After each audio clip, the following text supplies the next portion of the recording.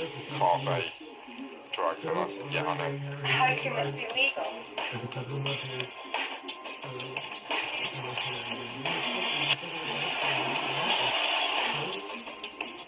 They never asked to see anything, they just let me walk out the door. And I thought, what can go wrong? Quite a lot, actually. Being thrown in some stinking jail in the middle of nowhere, it's not funny anymore.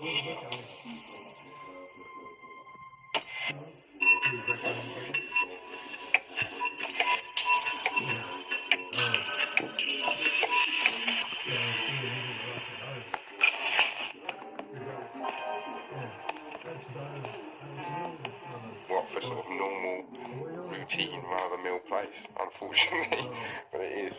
I didn't want to stay. Did A-levels, and then it was like, make your mind up as to what career you're going to do, and you know, it's very much people trying to push me into doing something that I wasn't ready for. I didn't want to settle down, have kids, you know, get a mortgage. I didn't want to do that. I didn't want to be stuck in a boring dead-end job in a bank or something. I wanted to go places and see it all. But then I met Mary. Very cold, actually. Yeah, back at ourselves and I It's was cold, wandering. yeah. Mary was very confident looking. She was very tall. Men immediately sort of went like that when she came in the room. You know, I mean, everything that you could want about a girl, she had it. I could go for that. Very quickly, we set up home. Kind of all the things that I decided I didn't want. And yet, Mary was a very interesting person. I loved being with her. We had a great time, but we were in England. You fancy going out for a drink tonight? Well, why don't we just wait till next week? Got our paychecks in. Well, I think it's Friday night we should go out and have fun. I do bar work in the evenings and at weekends. Did a cleaning job. We just never got to the point where we could even go for 2 weeks abroad. We were constantly in debt. I couldn't see an end to it.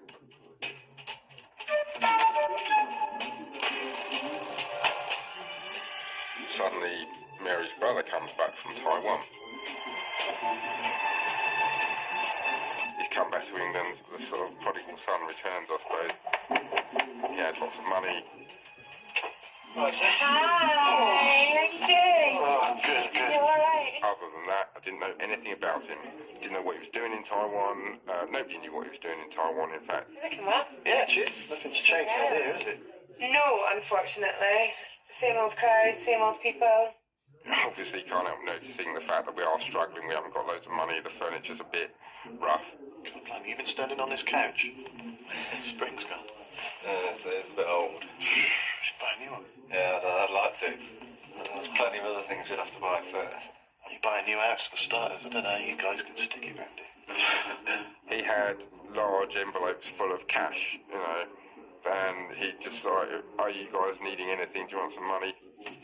1,000. There you go. Are you taking a piss? No, mate. It's yours. Oh, no. Don't be silly.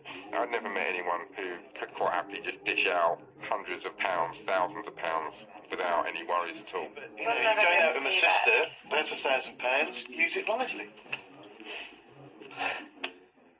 Well, yeah, but if we did, we'll have to pay back in some way, you know. We can't We can't just take this off. Who cares? It's yours. Take it. Smells nice, doesn't it? I mean, even the £1,000 that Keith gave us initially was more money than I was making a month. See you later, pal. Bye. Thank you.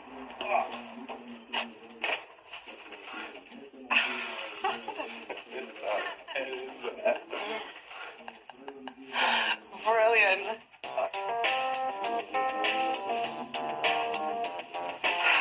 I've never had this much cash in the hand before.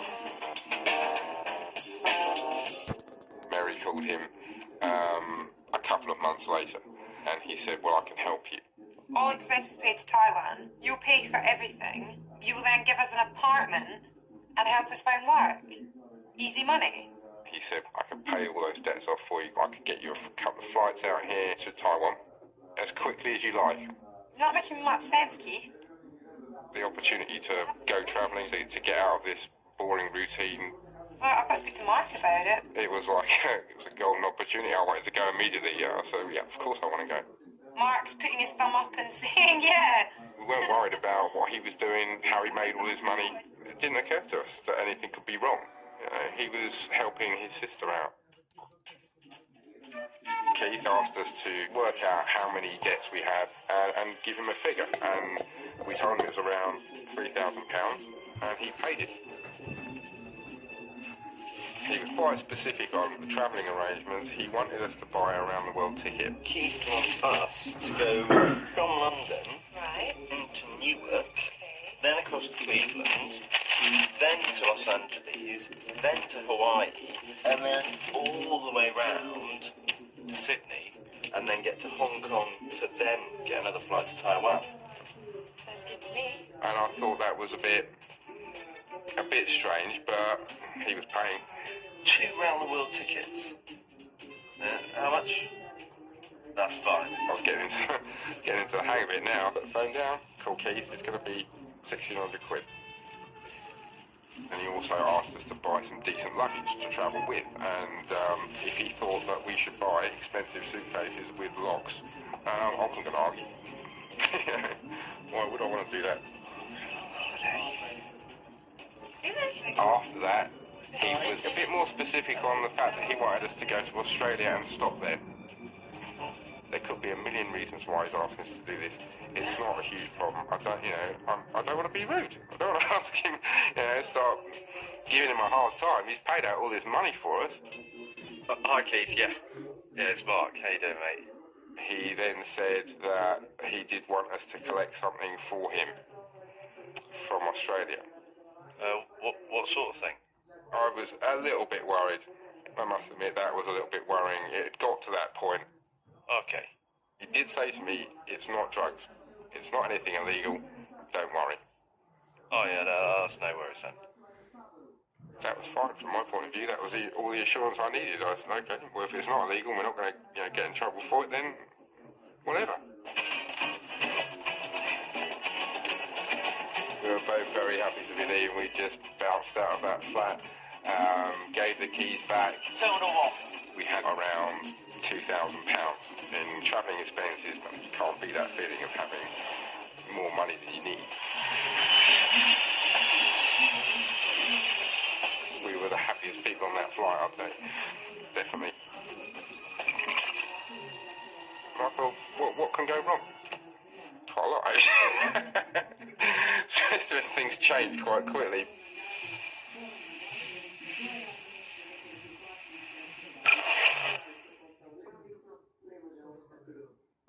The best mashed potato.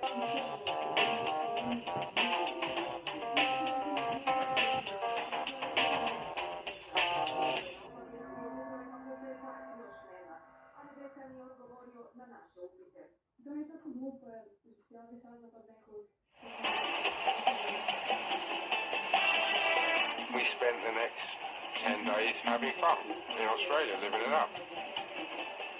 We were in love again. We were like a couple of kids, giggling, and we were just so happy. No responsibility, no worries, no money problems. We had more money than we could possibly spend in 2 weeks. We just did whatever we fancied, like that. Taxi, want to go somewhere. How much? $50, no worries. Excuse me? We just went out and ate in restaurants every meal. English breakfast, yeah, I mean, that is, I think, one of life's little luxuries. If you can pay for breakfast, you didn't have to worry about housework, cooking, washing up. That was brilliant. It really was. Playing by the pool, getting drunk in the middle of the day.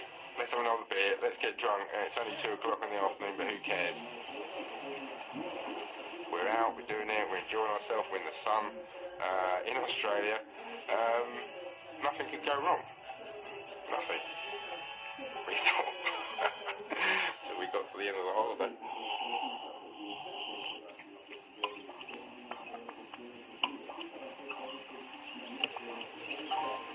Keith said to us that the night before we were going to leave and get on the plane, somebody would come to the hotel and they would drop off what it was that he wanted us to bring back. We had no name, he didn't tell us what time he was going to turn up, he just said make sure you're in all that evening.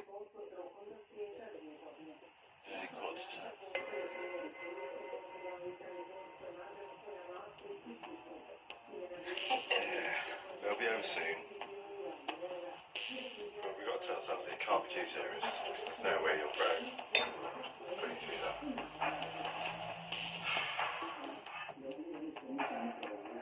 It was around about 10 o'clock at night. It was quite late. There was a knock on the door, and we were both thinking, is this room service? Is this the guy?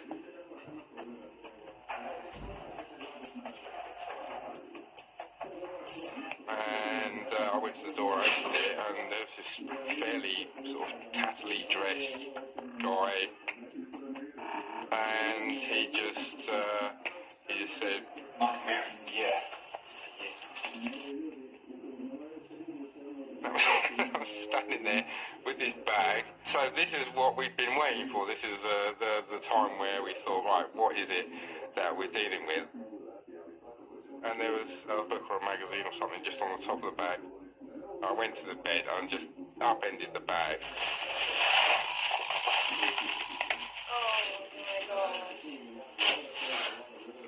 Oh my god. We counted it, and there were bundles of 10,000, I think, 250,000 Australian dollars in cash. It's the most money I've ever seen in my life. Fucking hell, that's a lot of money. And we were desperately worried about where he got this money from. It looks very much like it's drug money. How can this be legal? Colonialism. Initially I said, well, if there's anything that's remotely dodgy, I'm going to put it in my suitcase because I don't want you to get into trouble. I know it's your brother, but I'll take it, whatever it is. But it wouldn't all fit. There's no way I could get that much money in my suitcase and not make it obvious. You know, there had to be stuff around it. So we ended up having to use both the suitcases. It's too late to back out now. We're leaving tomorrow. We're going to get on the plane and we're going to go to Hong Kong. We've got to do it.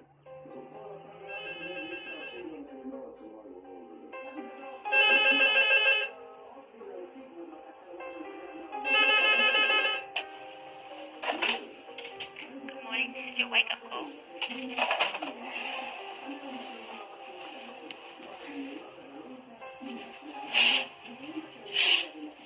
We had just a few hours sleep. We had the bags were already packed. Did not leave these suitcases unattended for even a second.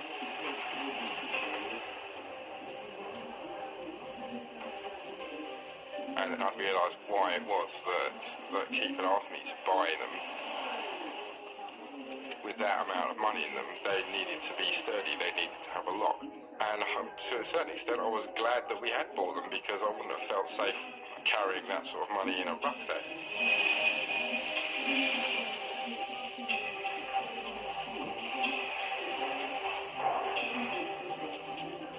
When we got to the airport, about to leave Australia,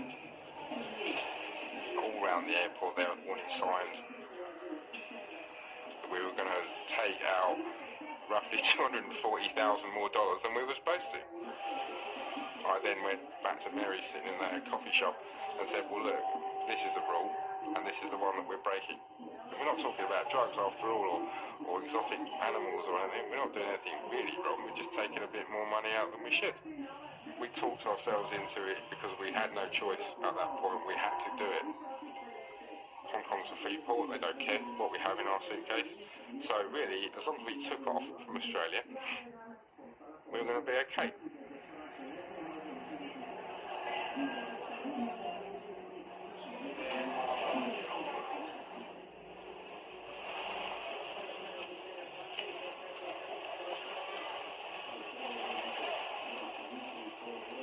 The most worrying bit was checking your luggage because then it was out of our hands.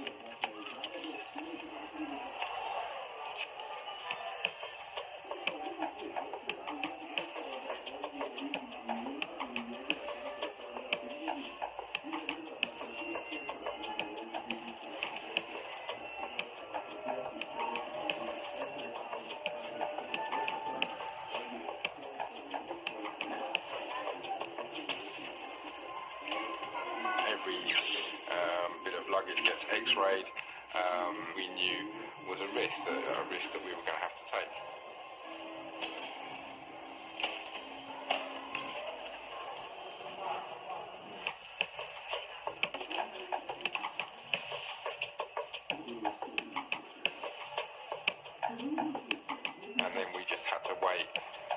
flight took off, and that was just endless.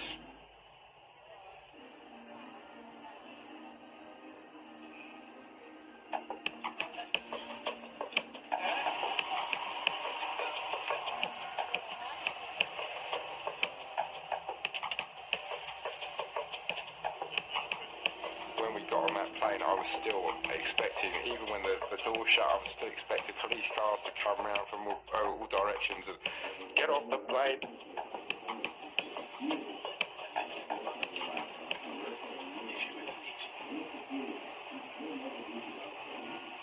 And as we were taking off, I thought, okay, we're taking off, but they could just turn the plane around and we could land again. And eventually we got over and out of Australian airspace, and then I suddenly went, we've done it, we got away with it. The luggage is on board, everything's cool. All we've got to do is land in Hong Kong and we're fine. That was probably the best feeling of the holiday. That was like, Christ, we got away with it.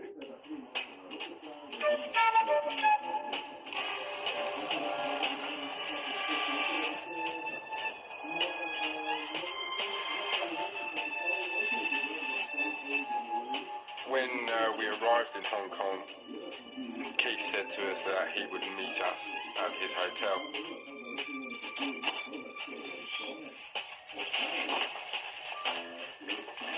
It was around $5,000 a night to stay in this hotel.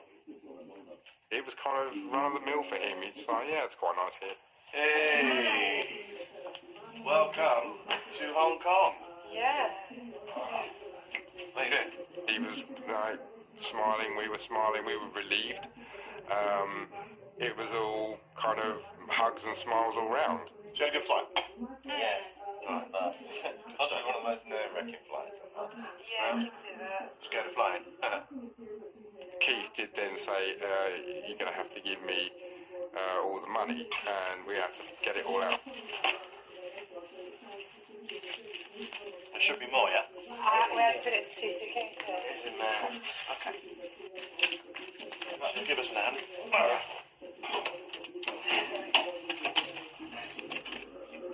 We put it in the safe, so he just loaded all the money into there. Closed it, locked it, end of conversation about that money, other than for him to then say, I'm going to pay you another £8,000 for doing that job for me. £8 grand. Sorry. How much? £8 grand. There you go. That's for you. Take it. Spend it. Enjoy it.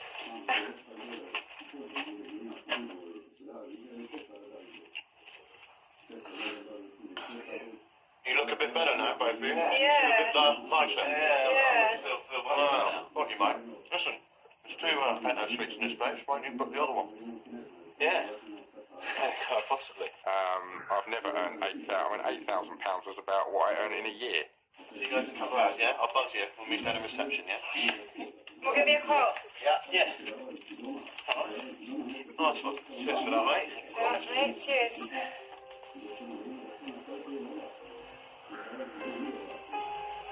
But when we get to Taiwan, that's it. We're making a vow, okay? Yeah. I mean it.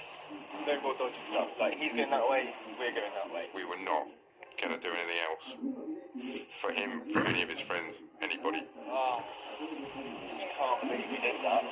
And then we started talking about going to Taiwan. The conversation about the money was over. We were not going to mention it again. You swear?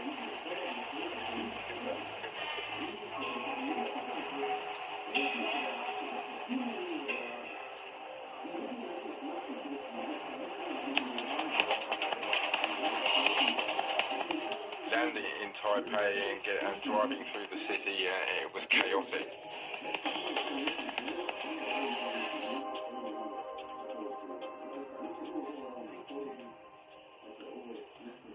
As we then started going up into the mountains, it was obviously then suddenly more peaceful, quiet, picturesque, lush green mountains in a tropical country.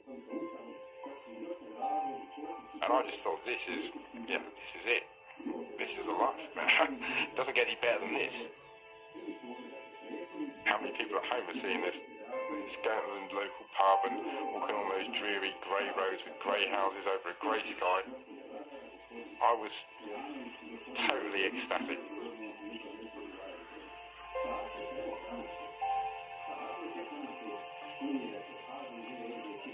Keith got us an apartment. It was a lovely place to live, very quiet little village, full of Taiwanese peasants. We've got this huge nest egg of money. We had a great time.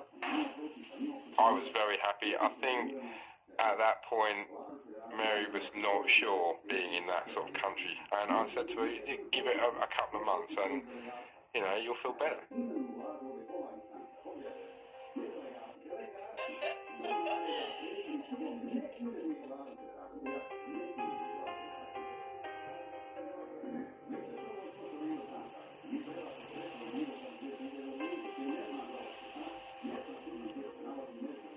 Our kind of fairy tale lifestyle started to look a bit shaky.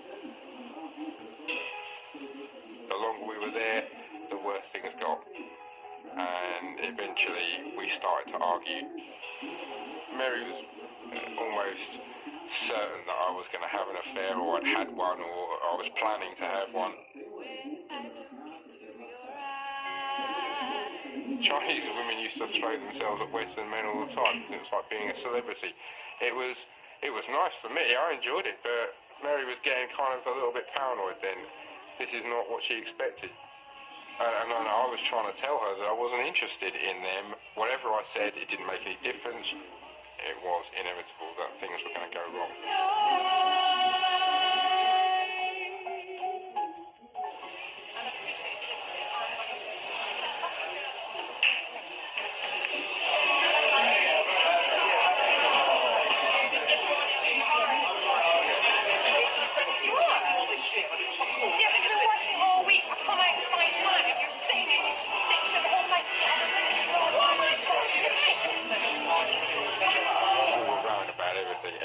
Everything that you could possibly row about, we were having a row about it. There you go, yeah, fuck off. Stop being such a fucking minor bitch.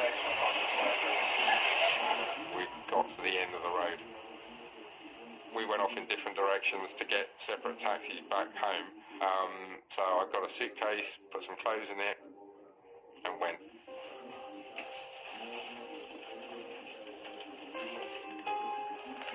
We started off on this magnificent journey, this dream, and suddenly life just shattered. The only place that I really could go was one of Keith's friends, Paul. Paul was involved in drugs. He was quite open about the fact that he used to smuggle in cannabis, hashish, stuff like that. He did mention the fact that if I was really that short of money and I wanted to make a lot, there was a business that was worth getting involved in. And I knew the sort of profits that were going to come from that from what I'd already done. It started to look like it was the answer to all the problems I had at that point. Stuck in a foreign country, with no money, no job, no income, no way of getting home, no return ticket. It just seemed like instant fix.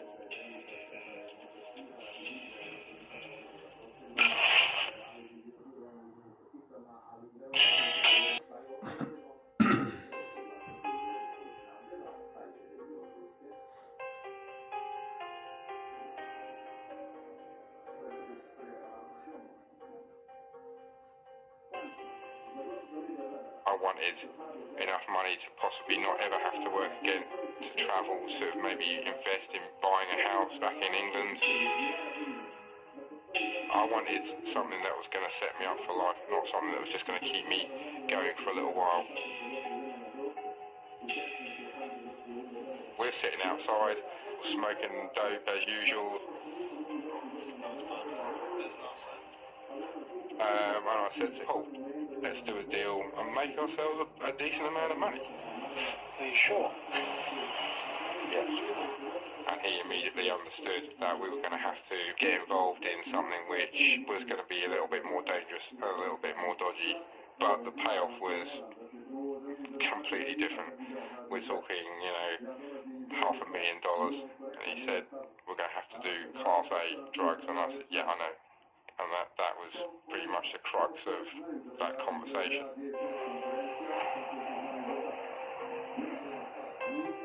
It was no longer than 2 weeks after I split up with Mary. I was on a plane to San Francisco to do this job.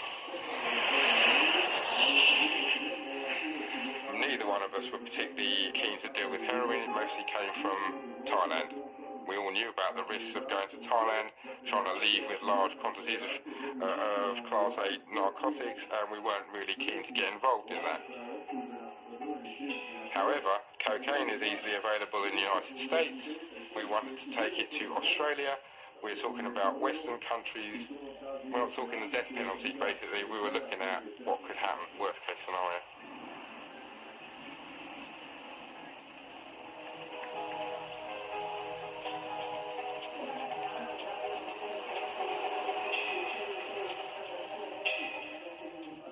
I checked into an ordinary run-of-the-mill motel in San Francisco. I was a little bit nervous, I was a little bit scared, but I was also quite excited and I felt in control of my life.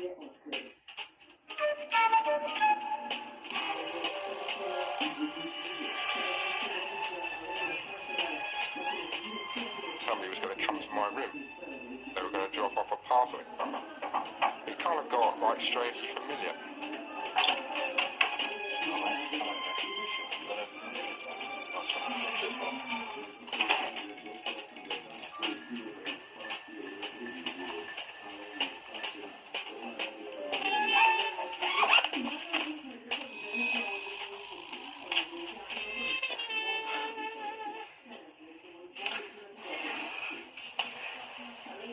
Inside the bag was a solid block of cocaine, and I'd never seen that amount of drugs before in my life, and it was jaw-dropping kind of surprise.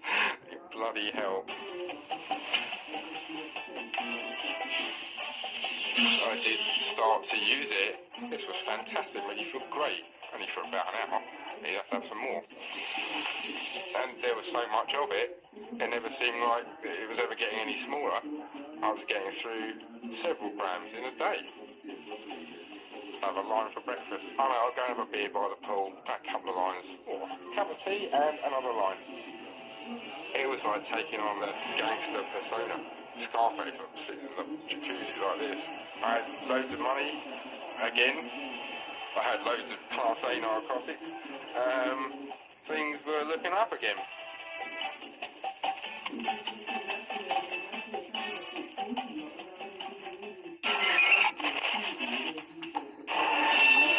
As the week went on and I was doing more of this stuff, it seriously started to affect me mentally. I almost totally shut myself in my room. I got totally paranoid about the whole situation. Helicopters were going overhead spying on me. I felt everyone knew what I was doing, and I just did more and more charges.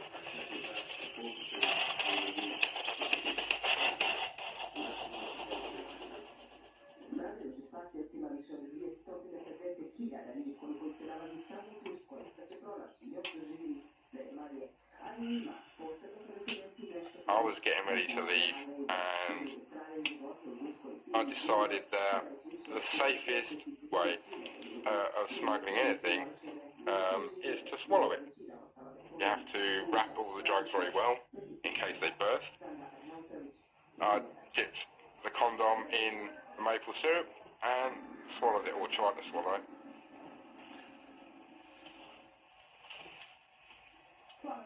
Eventually I managed to force one down, and then another one, and then another one. By the end of the night I'd eaten 67, but that still left me with probably around half the stuff still unwrapped.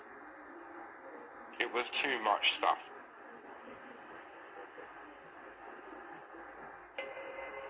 On the morning of the day I was going to go, I came up with a rather rash improvised plan. I'd take the rest of this stuff around me. I thought, well, I should have done this in the first place. And I was now actually a little bit worried about having swallowed 67 condoms full of cocaine, because there was enough cocaine in there to kill me a number of times. definitely started to feel a bit mentally unbalanced, I suppose. I wasn't confident of Paul's ability to get rid of it. He promised me that we could. We had no contact in Australia, and things were looking suddenly a bit less well arranged than they had when we started. I just wanted it to be over.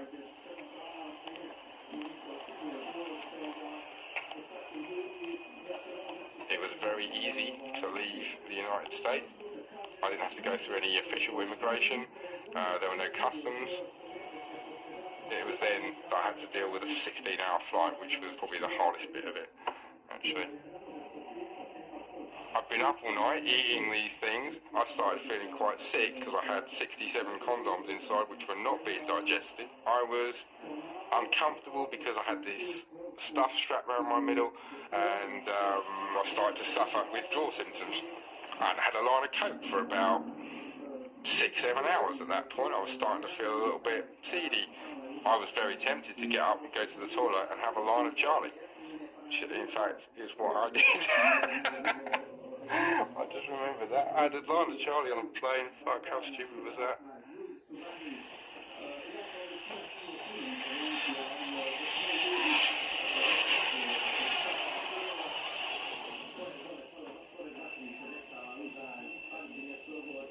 So arriving in Sydney, I was really emotionally drained, physically drained.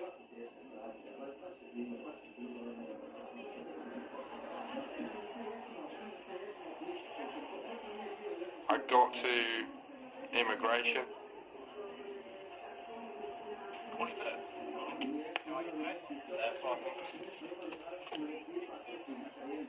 I just wanted this guy to look at my passport and then let me go to customs. The guy in the booth looked at it, looked at me. That was just endless.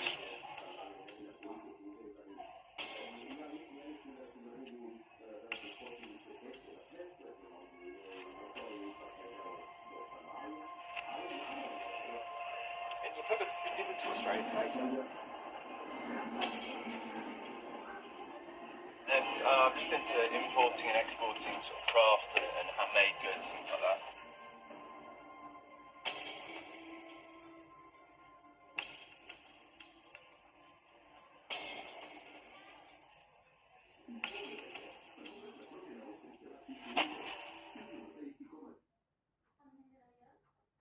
enjoy your stay in Australia. Thanks, all right. Thank you. Bye. He was basically happy, and he said, have a nice day.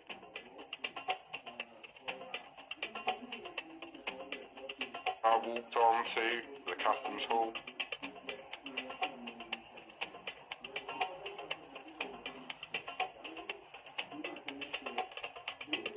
I'm here now. This is it. I'm almost done.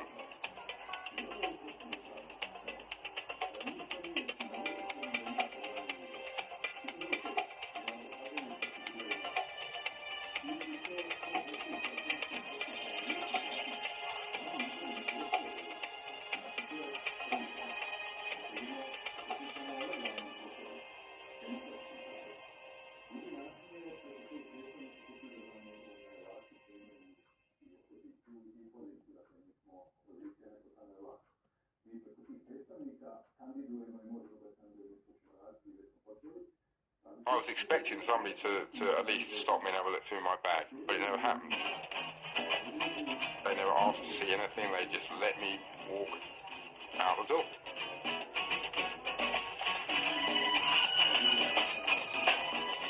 I was counting my money, already thinking in my head, I've done it, I'm rich, I've made a fortune with this job, and it's been a nightmare, but I've made it, I'm here, I'm free.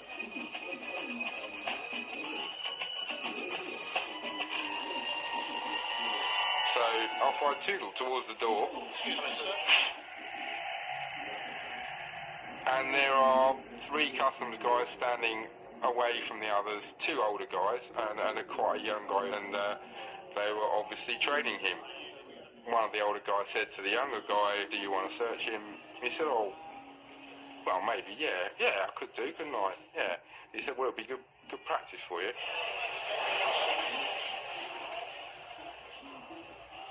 I'm not at all worried at this point. Maybe a little worried, but I'm quite confident that my luggage is safe. Alright, so I'll just be looking for your bag quickly. Yeah, go ahead. Sure, thanks. Yeah, just pop it up here for me, thanks. He got his little inspection gloves on, and he opened the bag, and he took everything out. Well, I'm just here on business, you know, I'm just here for a few days. Did you get paid well, or what do you do?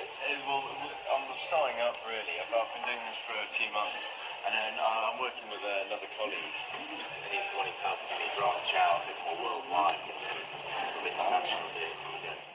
I was taking insane risks at this point, and the things I said to them weren't awfully a long way from the truth.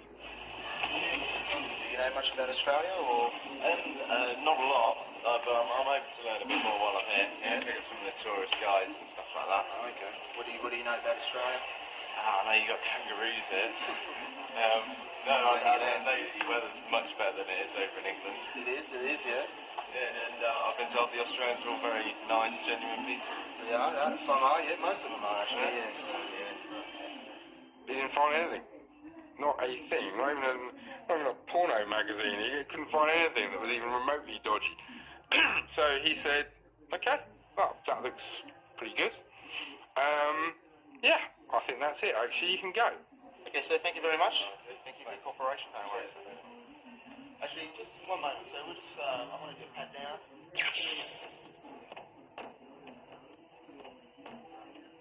I've got to avoid this somehow. Oh, I'm actually running quite late now. I've got a meeting to I understand, but just put your bag down for me. No, I can't actually. I mean, I need to go. To be honest, you're kind of like pushing it a bit now. Just a couple of minutes. Yeah, I'll search your bag, just need to do a quick back down. He wants to do it. I can't get around this. It takes really 2 minutes. Okay. Perhaps he might not feel it. Should get you to lift your arms, thank you.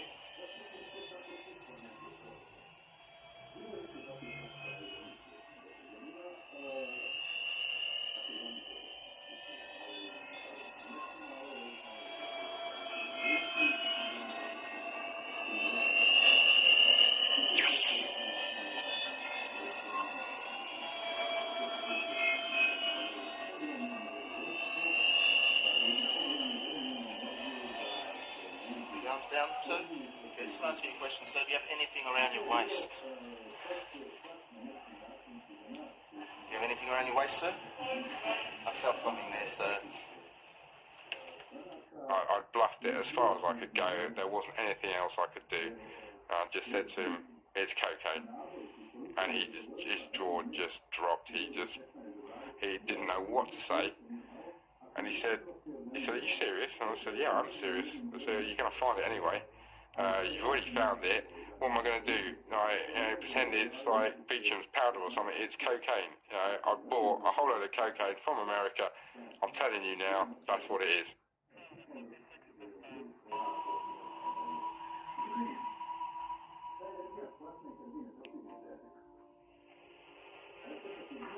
Maybe it sounds odd to say that it was a relief to get caught, but I mean, it was.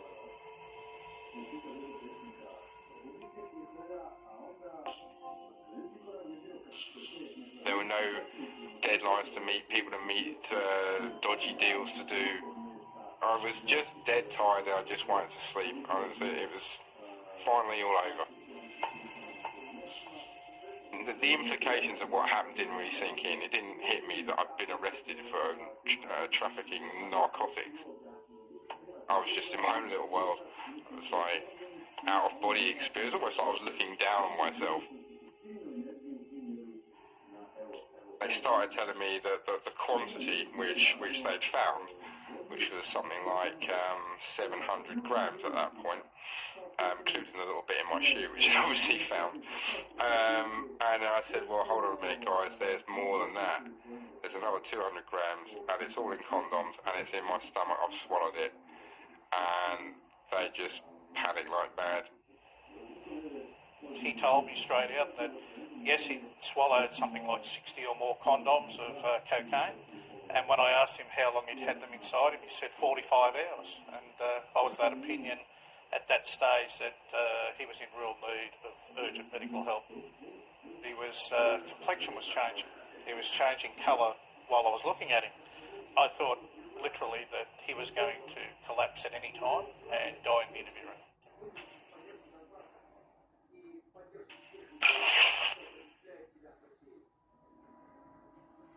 The only thing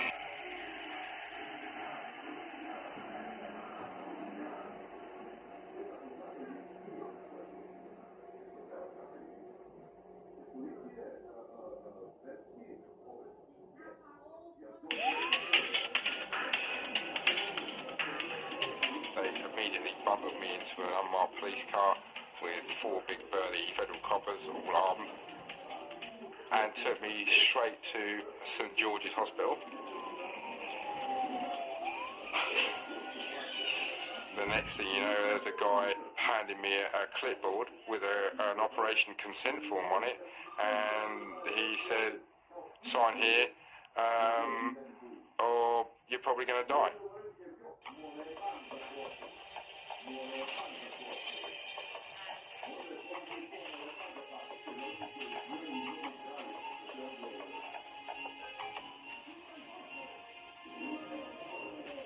Then they had to squeeze all the condoms along one at a time until they came out of the incision that they'd made. They were stuck in a narrow part of my intestine which had been cut in a previous operation and made smaller. They weren't going to go through. If I hadn't been caught, I would have died.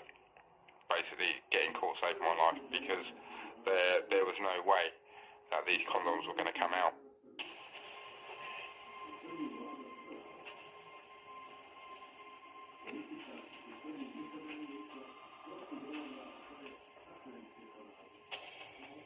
I was vaguely aware when I woke up that there were 2 guys with me, and immediately I realised that they were federal police. They were guarding me. I wasn't going anywhere.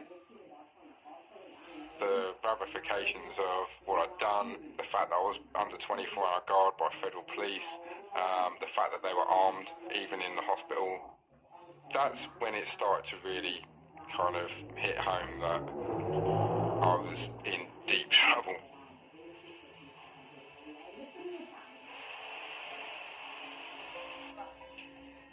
I was actually then allowed to speak to my mother for the first time a month after I was arrested.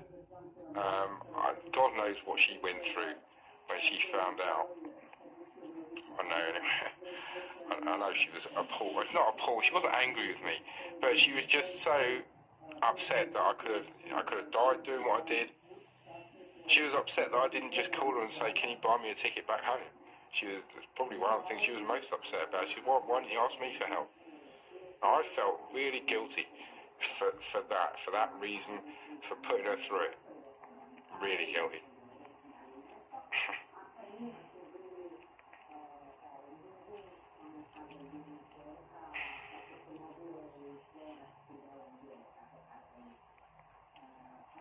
That was probably the worst bit.